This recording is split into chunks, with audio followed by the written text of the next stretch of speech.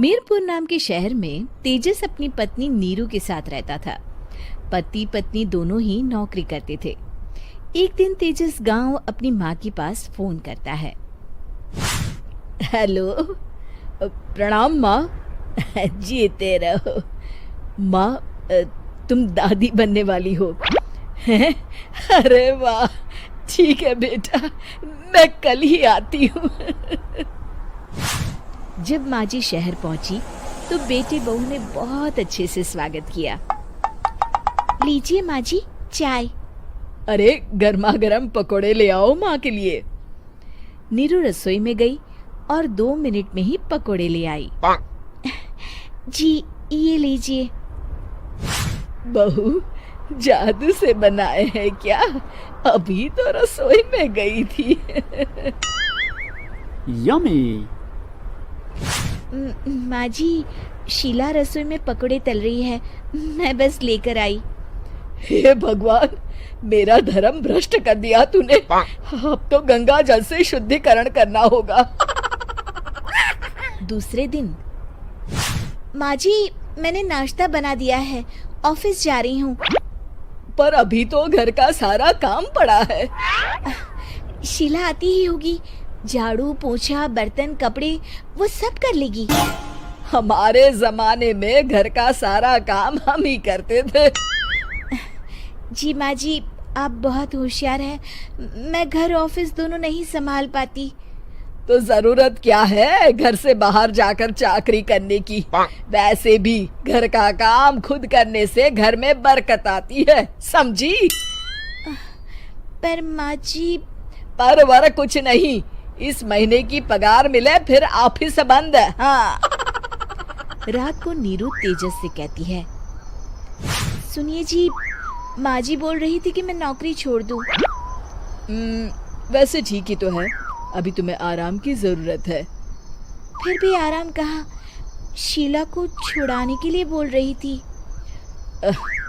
तो अब 24 घंटे में इतना काम तो कर ही सकती हो। पर जॉब पसंद है मुझे, घर पर मन नहीं लगेगा।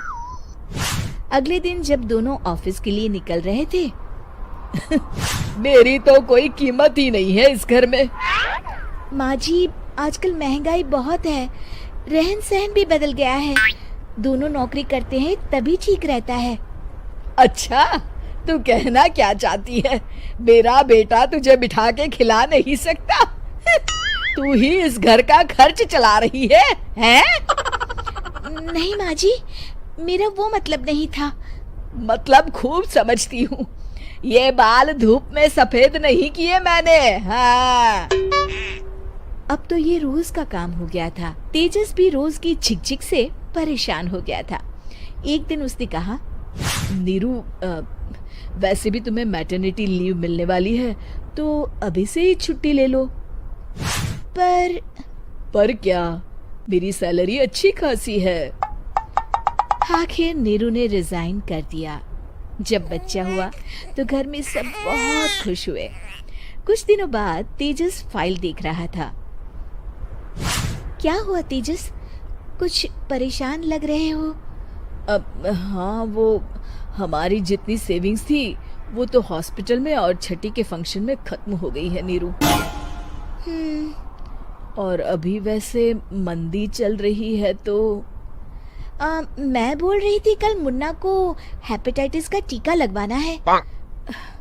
नीरू, क्या पोस्टपोन नहीं कर सकते? नहीं जी, बिल्कुल नहीं। अब तेजस को समझ में आ रहा था कि उससे गलती हुई है। पैसों की कमी का असर घर के माहौल पर भी पड़ रहा था। अगले दिन, बेटा मेरा चश्मा और ये दवाइयाँ ले आना, पर्चा देते हुए माँ जी ने कहा। जी। तेजस, मुन्ना के लिए दूध का डिब्बा और डायपर भी ले आना, और ये किराने के सामान की लिस्ट है, इसे भी लाना है। तेजस गुस्से में लिस्ट मरोड़कर फेंकता है और चिल्लाता है, पैसे क्या पेड़ पर उगते हैं? ये ले आना, वो ले आना। अरे पर ये जरूरत का सामान ही है। वो गुस्से में बिना कुछ कहे ऑफिस चला गया। अरे लंच तो ले जाइए। नीरू दौड़कर डिब्बा पकड़ाती है। एक दिन खाना खाने के बाद, नीरू, अब तो मुन्ना कुछ बड़ा हो गया, तो अब तुम वापस ज्वाइन कर लो ना जॉब।